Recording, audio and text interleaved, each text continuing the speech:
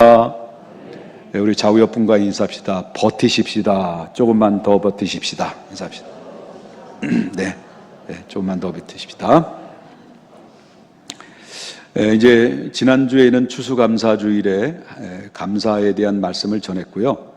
이제 로마서의 말씀, 이제 12장에 나오는 말씀 이어지는 말씀을 지난주에서 증거하려고 합니다. 오늘은 올바른 지체 의식을 가지라라는 제목을 가지고 우리 함께 은혜를 나누고자 합니다. 이 다니엘 기도회를 지금 우리 교회에서 지금 계속 하고 참여하고 있는데요. 매 때마다 그 간증이 흘러 들어올 때마다 저는 많은 은혜를 받습니다. 그래서 제가 어느 순간 목회를 한 길로만, 오직 한 길로만 목회 인생을 살아왔어요. 30년이 넘도록 목회 인생을 살아왔는데 28살, 아니 28살, 28살부터 지금까지 60이 넘도록 한 길로만 오직 걸어왔습니다.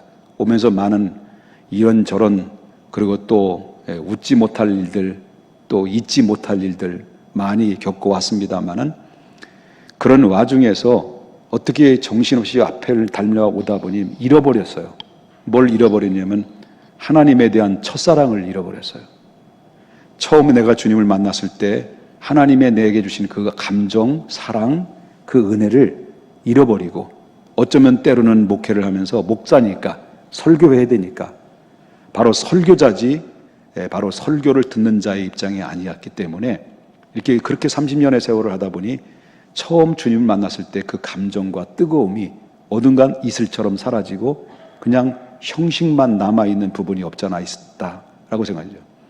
다니엘 기도회를 통해서 그 간증 하나하나를 들어올 때마다 얼마나 내 마음을 다시 한번 뜨겁게 나를 인도하고 나를 변화시키고, 오래간만에 흐르지 않았던 눈물도 정말 실컷 흘려봤던 그런 시간들이었을 것입니다. 근데 이제 좀 그런 열매들이 있는데, 열매 속에서 한 가지 기억할 수 있었던 것은 우리 선교사님 아들인 한 친구가 있는데, 이 엄마 어제 식사를 하면서 엄마로부터 들었어요. 이제 중학생이니까 아무래도 이제 게임에 굉장히 빠져 있잖아요. 중학생 아이들. 그죠? 고등학생 아이들도 게임이 빠지잖아요. 또 이제 고등학생이 이제 연장선에 이제 대학에 가도 게임은 어쩔 수 없이 계속 끝까지 물귀신처럼 따라다니면서 계속 게임에 중독에 빠지잖아요. 그게 중독에 빠지는 연속. 근데 그 친구가 다니엘 기도회를 통해서 그거를 다니엘 기도를 통해서 생각을 했다는 거예요. 그리고 생각을 하고 결단을 한 거예요. 그래서 결단하고 그때부터 모든 게임을 전부 다 끊어버렸어요. 끊어버리고 자기가 나는 삶의 내 사명의 목적을 알았다는 거예요.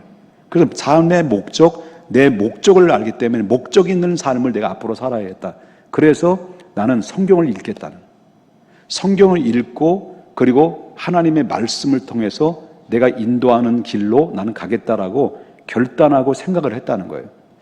앞으로 이 친구가 계속 그거를 생각을 유지할런지는 잘 모르겠습니다만은, 그렇게 생각하고 결단한다는 그 자체는 상당히 귀한 마음들이라는 거죠.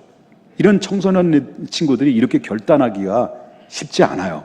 그런데 나는 목적이 생겼다, 목표가 생겼다, 나는 그러므로 성경을 읽겠다. 왜? 성경은 나를 이끌어가는 진리고, 바로 진리만이 우리의 인생을 이끌어가는 유일한 척도고, 그리고 정말 이 땅에 살아가면서 아름다운 족적을 남기게 할 수 있는 안내 표지판이기 때문에 그렇다라고 하는 그런 결단을 했다라는 거죠. 이 생각과 결단이라는 것이 얼마나 중요한가라는 것을 우리가 보게 된다라는 거죠. 여러분이 잘 알다시피 세계적인 유명한 기업이 있죠. 두뇌 기업이 있죠. 그 두뇌 기업이 IBM이라는 두뇌 기업입니다. 그 IBM의 두뇌 기업의 대표가 누구냐면 토마스 왓슨이라는 사람이죠. 이 토마스 왓슨이 이제 기업을 이제 일으키면서, 그러면서 창업을 할 때 사무실마다 벽이면 벽, 바닥이면 바닥, 그리고 뭐 사방에다가 이 표지를 꼭 붙였다는 거예요. 사방에다 표지를 붙여, 표지 속에 글귀가 하나, 단어가 딱 있는데 팅크라 그러나요? 그 생각하라, 이런 말이죠. 생각하라. 이 생각하라는 그런 표지를 어느 눈에 보이는 곳마다 딱 붙였다는 거예요. 그러면서 이제 기업이 이제 시작되면서 토마스 왓슨은 이제 회사가 위기를 만날 때도 있잖아요. 때로는 위기를 만날 때 그 모든 직원들을 불러 모으고 이렇게 말했다는 거예요. 토마스 왓슨이, 여러분, 우리가 문제를 만났었다는 것은 우리가 좀 더 깊이 생각하지 않았기 때문에 그렇습니다. 깊이 생각했다고 한다면 우리가 이렇게 어려운 위기를 만나지 않았을 텐데, 우리가 이런 어려운 문제를 만나는 것은 생각 없이 일을 했기 때문에 그렇습니다. 우리 좀 더 깊이 생각해야 됩니다라고 직원들에게 이렇게 권면을 했다는 거예요. 그 반면에 또 이제 회사가 잘 돌아가고 형통하게 됐을 때, 그때 이제 직원들이 불러서 우리가 이렇게 번영하게 된 것은 저와 여러분이 바로 깊이 생각한 대가입니다. 그만큼 생각이라는 것을 얼마나 중요한 것이라는 것을 그리고 이 토마스 왓슨은 우리에게 강조하고 시사하는 바가 크다라고 하는 것이죠. 사도 바울도 이렇게 얘기했어요. 사도 바울도 생각에 대한 이야기를 했어요. 오늘 본문에 뭐라고 말하냐면 3절에 보니까 생각하긴 생각하는데 어떻게 생각하라고 말하냐면 지혜롭게 생각하라고 했습니다. 지혜롭게 생각하라. 그럼 여기 지혜롭게라고 하는 것은 바로 뭐냐면 냉철한 판단이에요. 그 냉철한 판단이라는 건데, 그럼 지혜롭게 생각하는 건 냉철하게 판단하여 행동하라는 것입니다. 지혜롭게 생각하라는 것은 그만큼 생각이라고 하는 것은 뭐가 있냐면 품격이 있다는 거예요. 품격. 오늘 본문에 보게 되면 하나님을 섬기는 데 있어서 이제 지금까지 저와 여러분이 로마서 1장부터 11장까지는 우리가 어떤 과정을 통해서 어떤 분이 어떤 과정을 통해서 저와 여러분이 하나님의 자녀가 됐고 구원받은 백성이 됐는가를 11장까지 교리적인 부분을 배웠어요. 교리적인 이야기를 딱 한마디로 말한다면 우리가 구원받은 것은 우리가 한 것이 아무것도 없다는 거예요. 내가 구원받은 하나님의 자녀가 되는 그 자리에 이르기까지는 누가 어떤 분이 나를 향한 계획과 사랑을 부어주느냐, 하나님이 지독한 사랑으로 예수 그리스도를 이 땅에 내어주셔서 십자가에 내어줄 만큼 나를 향한 지독한 사랑으로 나를 당신의 자녀로 만들어 주셨다는 거예요. 그래서 저와 여러분이 하나님의 그 은혜로 지독한 사랑으로 우리를 하나님의 자녀로 만들어 주셨고, 저와 여러분은 우리의 입술로 이 시간 하나님 앞에 나와서 하나님을 아버지라고 예배하고 영광 돌리는 자리에 이 자리에 앉게 됐다는 것을 저는 믿습니다. 이 은혜를 여러분 믿으십니까? 그렇다고 한다면 이제부터는 우리 차례죠. 이제 하나님이 우리에게 다 주셨고, 내가 한 것은 없습니다. 다 주신 거예요. 다 주셨다면 이제부터는 우리가 받은 하나님의 은혜를 받은 우리들이, 이제 로마서 12장은 하나님을 영광을 위해서 어떻게 살아야 될 것인가에 대한 말씀이 시작이 되는 거예요. 삶의 시작이 되는 거죠. 그러면 우리가 하나님의 은혜를 지독한 사랑으로 은혜를 듬뿍 받은 사람들이 이제부터는 우리가 교회 안에라고는 공동체 속에서, 그리고 또한 교회 밖에 하나님을 믿지 않는 그런 사회적인 구조 현상 속에 들어가서 우리는 어떠한 선한 영향력을 끼쳐야 될 사람들인가에 대한 그 말씀을 우리에게 오늘 도전해주고 있는 말씀이다라고 하는 것입니다. 그렇다고 한다면 오늘은 특별히 포커스는 어디에 맞췄냐면, 우린 교회 예수 그리스도를 믿고 하나님을 아버지라고 모시는 우리 그리스도인들이 교회 안에 공동체 안에서 교회 안에서 봉사의 생활은 어떻게 할 것인가에 대한 바울 사도에게 주시는 말씀을, 하나님의 말씀을 우리에게 다시 한번 도전을 주는 것이죠. 그렇다고 한다면 바로 교회 안에서 봉사하는 삶의 올바른 자세가 뭐냐라고 말한다면 오늘 3절에서 이렇게 이야기를 합니다. 뭐라고 말하냐면 3절에 다시 한번 보겠습니다. 다 같이 한번 읽어볼까요?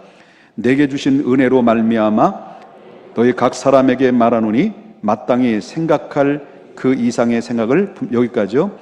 자, 생각할 그 이상의 뭘 품지 말아가는 거죠? 그 이상의 생각을 품지 마라. 그러니까 하나님께 이제 우리 차례잖아요. 교회 안에서 우리가 봉사를 하거나 섬김에 있어서 직분자로서 이제 어떻게 우리가 봉사를 해야 될 것일 때, 봉사자는 반드시 이것을 기억하라는 겁니다. 뭘 기억하라냐면 그 이상의 생각을 품지 말고 하라는 거예요.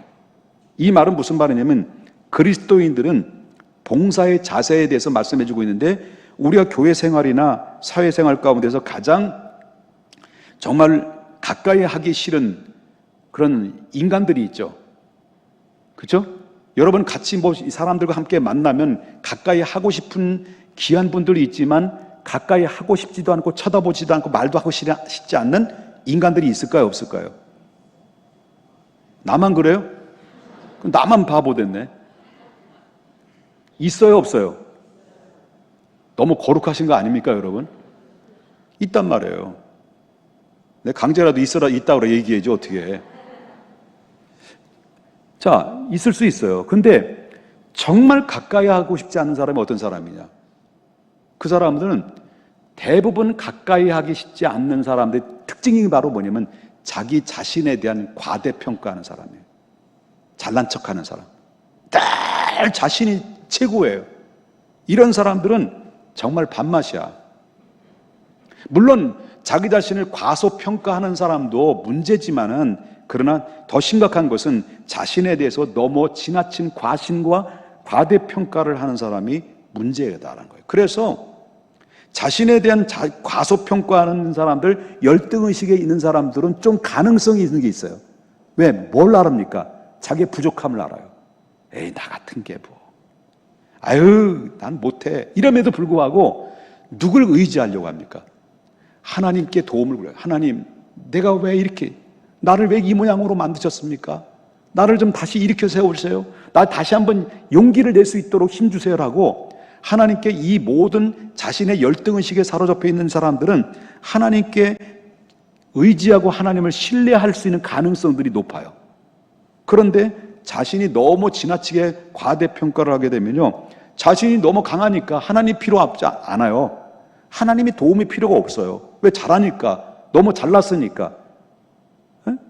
뭐가 필요합니까? 그런데 이제 필요에 따라서 하나님 믿기도 하지만 그러나 대부분 모든 것을 받아들이지 않습니다. 자기 멋대로죠. 지 멋대로죠. 이런 사람들을 한마디로 그런 사람을 향해서 뭐라고 말해요? 밥맛이다라고 그러잖아요. 그래서 성경은 이런 사람을 뭐라고 평가합니까? 교만한 사람이라고 그래요. 교만한 사람. 하나님은 교만한 사람을 꺾으신다고 그랬어요. 근데 겸손한 자를 들어 쓰신다고 그랬어요. 결과는 승패는 교만한 사람이 이기는 것 같고 정복하는 것 같지만 나중에 누가 승자가 되느냐? 절대로 겸손한 자가 승자가 된다는 거예요. 자, 성경에 보면 자기 자신에 대해서 지나치게 과대평가를 해가지고 쫄딱 망한 사람이 있죠. 그 사람이 누구예요? 사울이라는 사람이죠. 여러분, 사울이라는 사람은 처음부터 이 사람은 자기 교만에 빠진 사람이 아니었어요. 왕이 됐을 때는 참 겸손한 사람이었습니다. 겸손해서 나 같은 사람이 어떻게 왕이 될 수 있어요? 다른 사람 세우세요라고 이렇게 할 수 있을 만큼 참 겸손한 사람인데 막상 왕이 되자마자 완전 돌변해 180도로 돌변한 거예요. 그래가지고 결국 어떻습니까? 왕이 되니까 강해지잖아요. 그 다음에 뭡니까? 높아지잖아요. 그리고 많아지잖아요. 업적을 남기잖아요. 그러다 보니까 자기 자신에 대해서 지나친 과대평가를 하기 시작하면서 이제 자기의 분수에 맞지 않는 일들을 해요.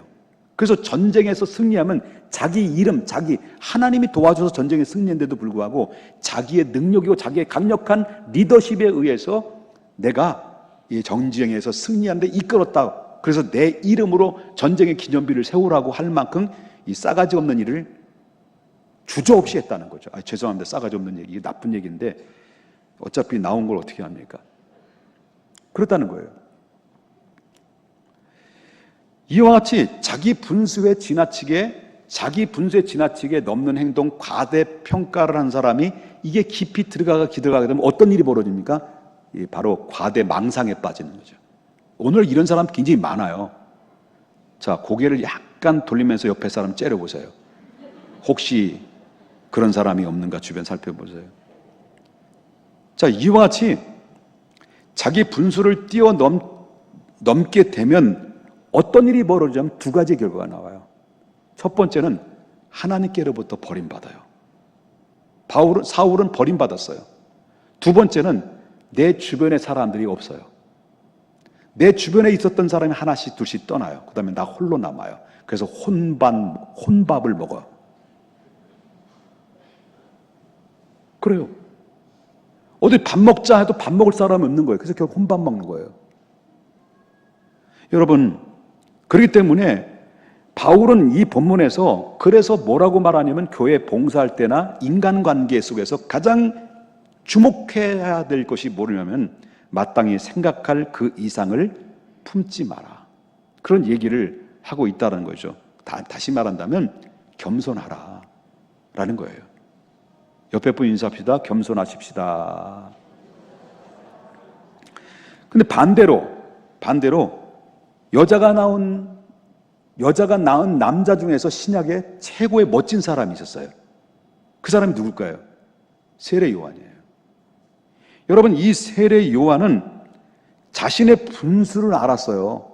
그래가지고 자신이 그 세례 요한이 딱 나타나가지고 이 사람은 약대 털옷을 입고 메뚜기의 역청을 가지고 그는 광야에서 먹으면서 이스라엘 백성들이 이 독사의 자식들아 회개하라 막 외쳤어요. 근데 유대인들이 그 설교를 듣고 수많은 사람들이 몰려들어요. 세례 요한 얼굴 보려고. 그래서 이 사람이 혹시 메시아가 아니냐, 이 사람이 그리스도가 아니냐, 이 사람이 선지자가 아니냐라고 이게 저들은 의문이 생겨서 물어보는 거예요. 도대체 너 누구냐? 너 메시아냐? 너 아니면 선지자냐? 너 도대체 누구냐? 라고 질문을 자꾸 사람들이 하니까 세례 요한이 나는 그리스도도 아니고 선지자도 아니라 다만 광야에서 외치는 그분을 앞으로 나의 뒤에 오실 그분을 위해서 광야에서 외치는 소리에 불과하다. 야, 멋있어. 완전히 개멋있어요. 이 세례 요한 이 말 한마디가 나는 아니다는 거예요. 아니다. 야, 이런 사람이 있습니까?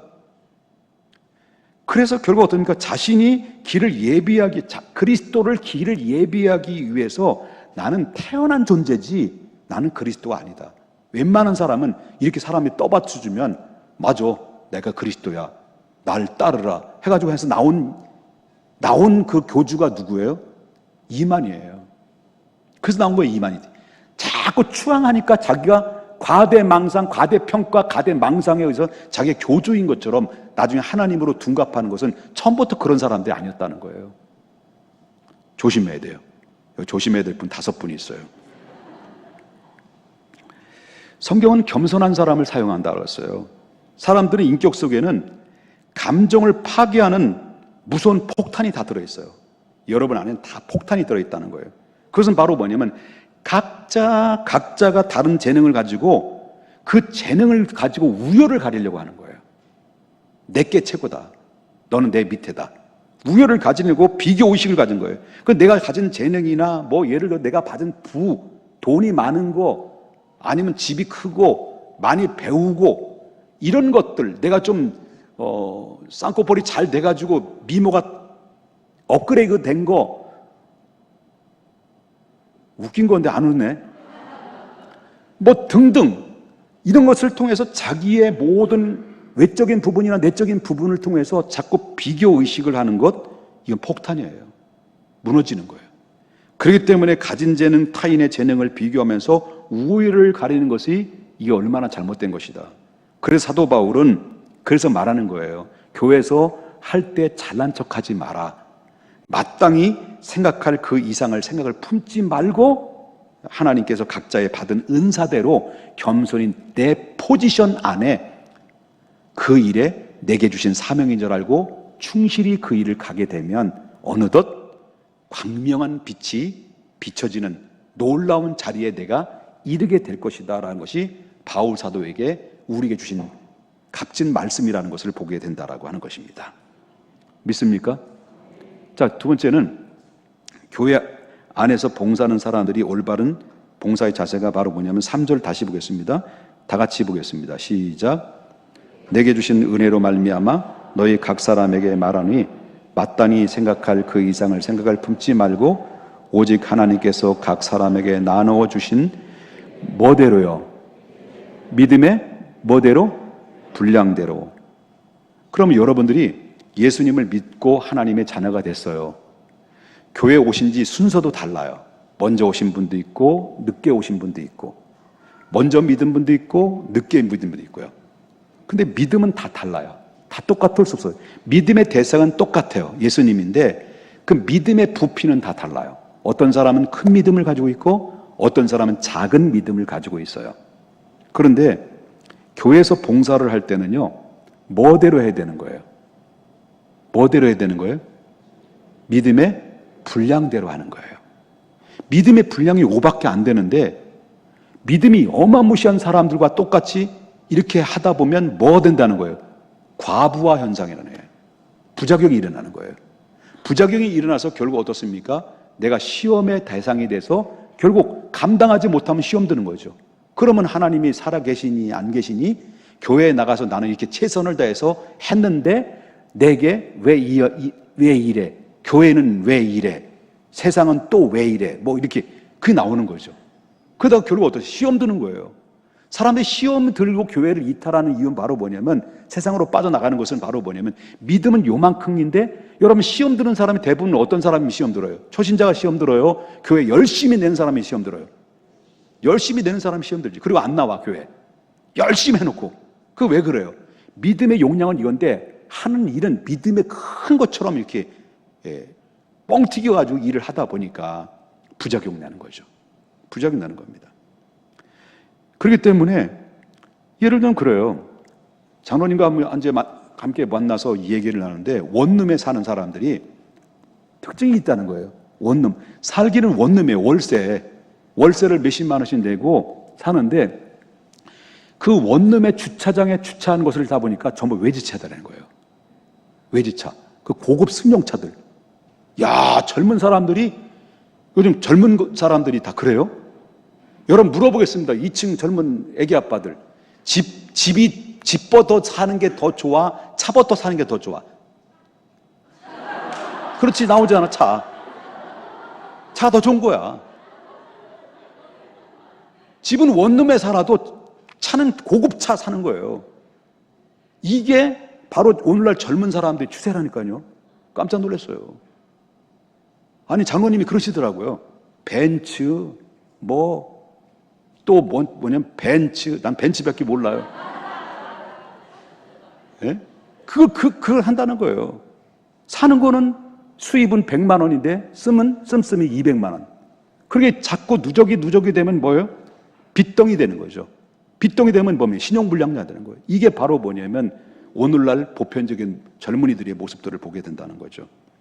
믿음은 분량대로 바로 지혜롭게 해야 되는데 믿음의 분량은 요거밖에 안 되는데 그렇다는 거예요. 이런 모습들을 얼마든지 그냥 하나님께 쓰임받는 사람들은 그럼 저와 여러분이 하나님 앞에 이제 이왕이면 부름받아서 하나님 앞에 쓰임받으려면 어떻게 쓰임받아요? 크게 쓰임받아야 되잖아요. 크게 쓰임받고 크게 쓰임받은 만큼 하나님의 축복의 주인공이 되려고 한다면 내가 크게 쓰임받는 욕심을 부리지 않고 크게 쓰임받을 수 있는 먼저 뭘 준비해야 되는 겁니까? 믿음의 부피를 키우는 거예요. 그래서 여러분 기적을 일으키는 예수님의 신약시대에 보면 기적이 일어나는 사건들을 보십시오. 기적의 주인공들을 보십시오. 기적의 주인공들은 믿음 없이는 기적이 안 일어났어요. 예수님이 아무리 하나님의 능력을 가지고 있다 하더라도 하나님은 절대로 예수님은 믿음 없는 사람에게 기적을 안 일으키거든요. 그런데 예수님이 기적을 안진뱅이 일으킬 때 내가 너에게 일어나라 할 때 내 믿음대로 되라 할 때 안진뱅이 일어난 거예요. 내 믿음대로 되라, 믿음대로 될지어다 할 때 소경이 눈을 뜨게 된 거예요. 이 모든 것들이 믿음의 역사 따라서 하나님이 움직였는데 저와 여러분이 어떤 욕심을 가져야 되는데 여러분 신앙생활 중에서 가장 큰 욕심을 가져야 될 것이 바로 뭐냐 하나님 믿음이 없는 것을 불쌍히 여겨주시고 나에게 믿음의 부피가 커지길 원합니다. 그러면 믿음의 부피만큼 하나님의 쓰임받고 믿음의 부피만큼 쓰임받으면 하나님께서 그를 바로 광명한 빛으로 인도하셔서 하나님이 나를 정말 정상적인 궤도 위에 올려놔서 하나님 나를 값지게 멋지게 쓰임받고 여러분 하나님 앞에 가야 되지 않습니까? 축복받고 가야 되지 않습니까? 우리 그렇게 축복받고 나눠주고 공급해주고 우리 한 멋진 인생을 살자고요. 그러기 위해서는 저와 여러분이 욕심 부리지 말자. 욕심을 부릴 것을 뭘 부려야 되냐? 믿음의 부피를 키우는 것. 믿음의 크기를 키우는 것을 욕심을 가지고 선한 역사를 이뤄나가는 하나님의 주인공이 되시기를 주님 원합니다. 세 번째, 교회 봉사하는 사람의 올바른 자세는 4절 보겠습니다. 4절 5절을 다 같이 읽어보겠습니다. 시작. 우리가 한 몸에 많은 지체를 가졌으나 모든 지체가 같은 기능을 가진 것이 아니니 이와 같이 우리 많은 사람이 그리스도 안에서 한 몸이 되어 서로 지체가 되느니라. 오늘 설교 제목이 뭐죠? 올바른 지체의식을 가지라고 하는 것입니다. 우리는 몸은, 여러분이 몸이잖아요. 우리 몸은 몸 안에는 여러 가지 기능이 있어요. 지체가 있어요. 지체가 있는데 여기에는 눈이 있고 코가 있고 입이 있고 귀가 있고 손가락이고 발가락이 있습니다. 다 지체. 이걸 지체라고 말합니다. 여러분, 이것이 다 어느 것 하나 중요하지 않는 것이 있습니까? 다 중요한 거예요. 다 필요한 거예요. 이 몸을 이루기 위해서 다 필요한 것들이 지체인데 교회 안에서도 이 교회는 그리스도의 몸이라고 말한다면 한 분 한 분마다 누구를 얘기합니까? 몸에 붙어있는 지체예요. 장로님이 계시고 안수 집사님이 계시고 권사님이 계시고 교회 안에는 그 다음에 교사가 계시고 구역장님들이 계시고 그리고 각종의 나름대로의 거기에 주어진 사명을 감당하는 그런 하나님의 사람들이 나름대로 있어요. 이런 모든 사람들이 모아서 누굴 세우는 겁니까? 교회를 세우고 교회가 교회답게 만드는 일에, 그리스도의 몸을 세우는 일에 우리가 각자가 하나님 앞에 쓰임 받아야 되는데, 여기 그리스도를 다 믿는 사람이라고 한다면 누구도 예외 아닙니다. 다 대상자라는 거예요. 대상자라는 거예요. 여러분, 옛날 우화의 이야기가 있죠. 뭐 들은 분들은 이건 재탕이니까 또 들어도 상관없습니다. 한번 살짝 웃어주면 되는 겁니다. 손가락 5손가락이 있어요. 5손가락 중에서 검지가 얘들아 잘 봐, 내가 최고야 했다는 거예요. 그때 둘째 검지가, 검지죠? 검지가 하는 얘기가, 이것 좀 봐, 저거 가져와, 저거 봐라, 다 누가 지시하냐? 내가 지시하지, 내가 너보다 낫지. 그 말을 듣고 있었던 세 번째 손가락이 또 다 봐봐, 다 일렬을 쭉 서봐. 섰어요. 누가 제일 커? 그래서 내가 최고 크다는 거예요. 그 다음에 네 번째 손가락이 하는 얘기가, 야, 인생에 있어서 가장 꽃이 뭐냐? 결혼 아니냐? 성희가 결혼하지 않냐? 결혼할 때 반지는 누가 껴주고, 약혼 반지 누가 껴주고, 어디에 끼냐? 나지 않냐? 누가 가장 빛날까? 나냐? 그러니까 새끼손가락, 네 손가락이 새끼손가락을 째려보는 거예요. 아유, 저건 저건 있으나 마나, 그냥, 에휴, 그냥 뭐 잘난 게 있어야지, 뭐. 자랑거리가 없는 거예요. 내놓을 만한 게 없어 보이는 거예요. 그럴 땐 새끼손가락에 의기소침하면서 싹 하다가, 엉아들 잘 좀 들어봐. 엉아들 잘 들어봐. 다 잘났지? 그렇지만 말이야, 나 없으면 너희들 병신이다. 그렇다는 거예요. 뭘 말하냐면, 교회 안에 주일학교 어린 아이가 얼마나 소중한가. 이 다음 세대들을 소홀히 여기면 나 병신이다 하는 것과 똑같은 거예요. 어느 누구도 주일학교 아이들을 함부로 하거나 주일학교 아이들, 아동부 아이들 소중히 여기지 않는 교회는 교회가 아니에요. 그리스도의 몸을 세우는 게 아니에요.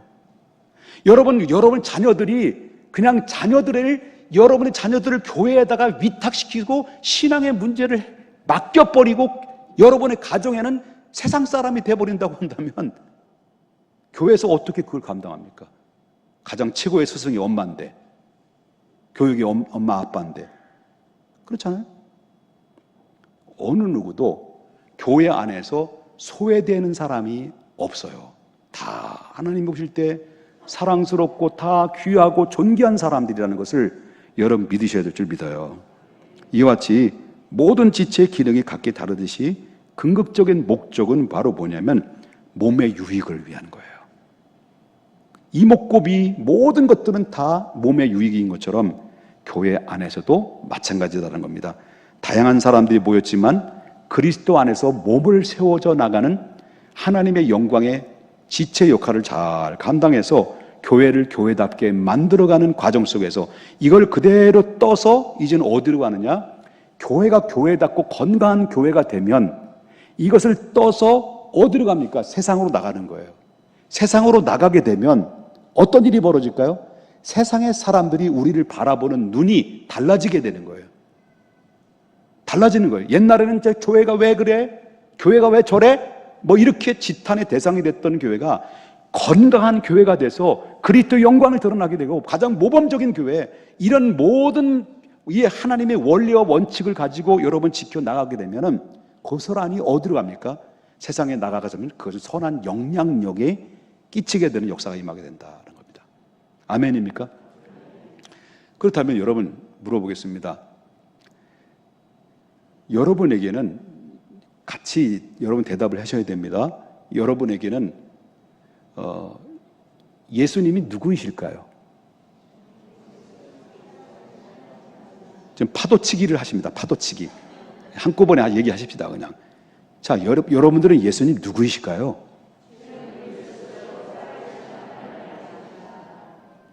정말 믿으시나요? 여러분들 그 하나님의 자녀가 되는 그런 놀라운 단계에 이르기까지는 하나님의 로마서 8장에 몇 가지 과정을 거쳐 내가 하나님 자녀가 됐어요? 5가지? 그 다음에 5가지 중에 첫 번째 뭐라고 했어요? 아시고, 두 번째 정하시고, 세 번째 의롭게 하시고, 네 번째 아니지 참, 죄송합니다. 지금 아시고 정하시고 부르시고, 네 번째 의롭게 하시고 영화롭게 하셔서 이제 누구든지 그리스도와 있는 자는 결코 정죄함이 없느니 성령의 생명의 법이 너의 죄와 사망에서 법에서 해방됐게 되는 거예요. 누구든지 이제부터는 주의 이름으로 부르는 자는 하나님의 자녀가 되는 것이에요. 이 하나님의 자녀가 되는 이 권세를 입은 사람에게는 하나님의 자녀만 됐냐는 거예요. 아니에요. 하나님의 자녀가 된 사람들에게는 각자가 하나님이 여러분들에게 하나님의 몸을 세우라고 성령을 통해서 은사를 줬다는 거예요. 그 은사는 다양합니다. 그리고 은사는 오늘 본문에 나오는 말씀, 이제 6절 말씀부터 5절 말씀부터 그 이후에 은사의 종류에 대해서 나와요. 종류에 나오는데 시간이 없으면 다 말씀 못 드리겠습니다. 예수 믿는 사람은 누구나 할 것 없이 하나님이 성령을 통해서 여러분 다 은사를 주셔서 그 은사로 교회에 봉사하고 이웃을 섬기라고 하나님이 주신 거예요. 그리고 이 은사를 통해서 한 사람도 예외 없이 그 은사를 귀하게 값지게 하나님 앞에 충성되이 그 일을 감당해 내는 자들에게는 결국 어떻습니까?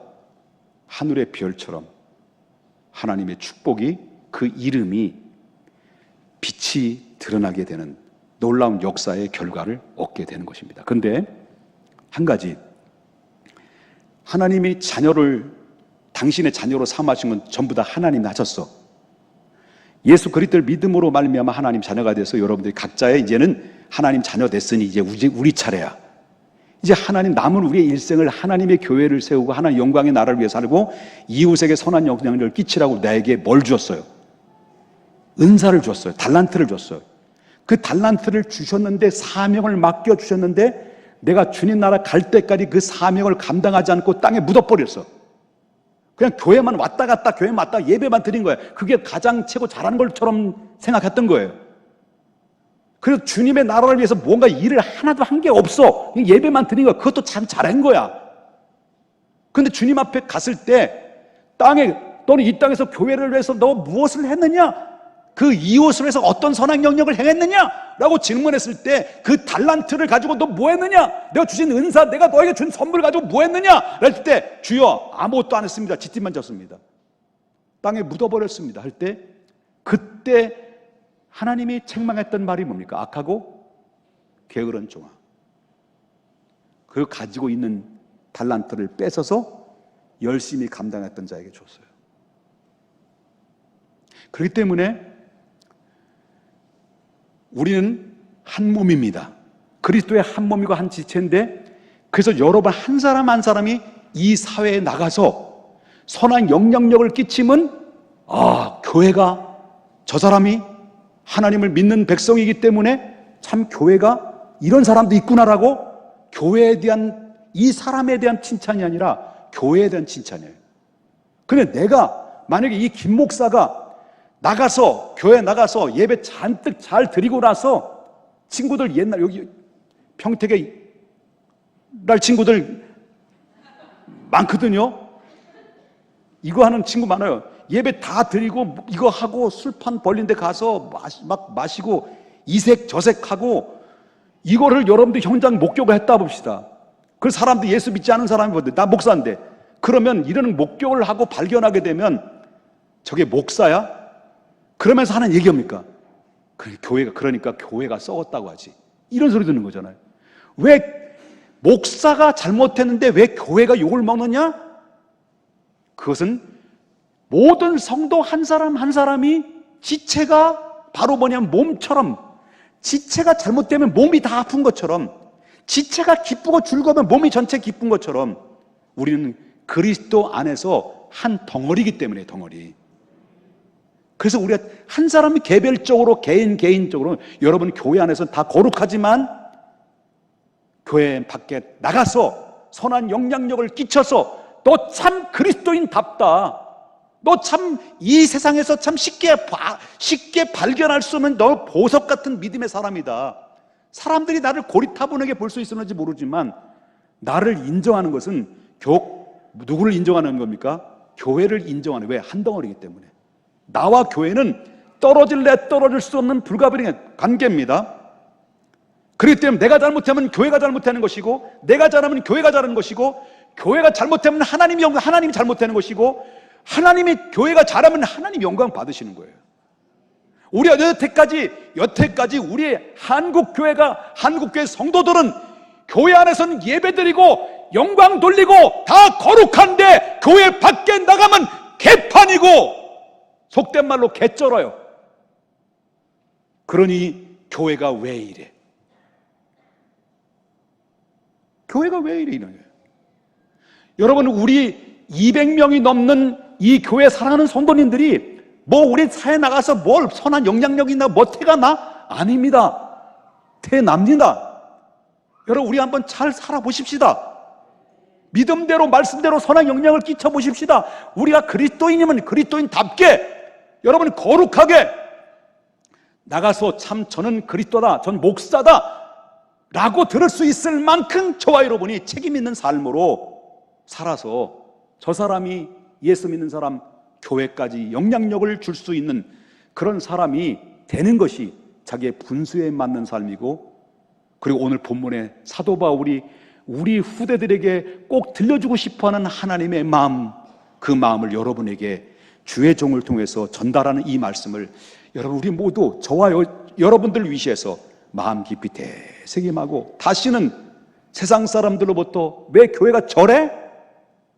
맞아, 교회가 저래야지, 교회가 바로 그거지 라고 들을 수 있을 만큼 여러분 영적인 명예회복을 우리 300명의 교인이 우리 한결같이 주일학교를 포함해서 우리가 400명의 온 성도들이 함께 선한 영향력을 끼쳐서 다시 한번 이 평택을 넘어 대한민국을 넘어 새로운 경건의 운동을 일으키는 우리 멋진 중앙교회가 될 수 있기를 주님의 이름으로 축원합니다.